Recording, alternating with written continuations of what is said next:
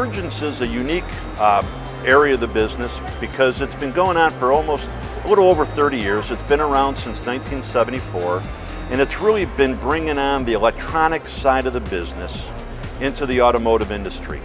If you can think about it, from going from carburetors to now, whether it's fuel injection, now we have systems in our vehicles that are more electrified than even the space shuttle.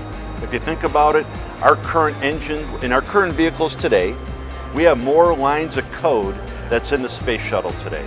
We have more lines of code in any automobile, and it's just not General Motors, but all the OEMs, where you think about an F-22 Raptor fighter plane. That fighter plane has about 2.5 million lines of code. Our new navigation systems in our vehicles have over 8 million lines of code, and that's just one subsystem. So think about how that changes, and it's the marriage of the electronics with mechanical devices all trying to come and deal with what the consumer is looking for. And then the challenge as we go forward is the whole consumer electronics industry is now coming into the auto industry, and the safety of how that's done, because the goal is to make sure their hands are on the wheel and their eyes are on the road. The whole convergence side of it, as I said, is really around, you said lightning speed. I use the term, it's turning over in dog years. This technology is moving pretty fast, and we need to have engineers that are provoking each other, stimulating each other, hence the title of the 2012 activity for Convergence is innovation. We need to make sure our engineers understand the challenges that the consumer is going after, because the consumer is king.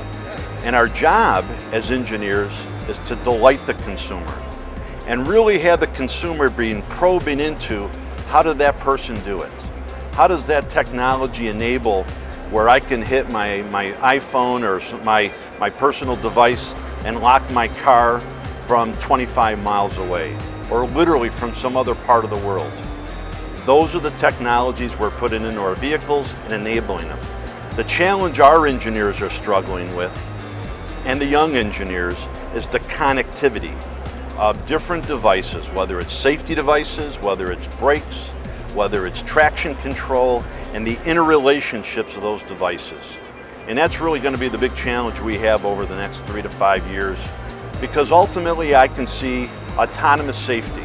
Imagine a day where your automobile that you're paying good money for on a monthly basis will never get into a crash with another automobile, because it's got sensing and technologies that will prevent a crash from occurring.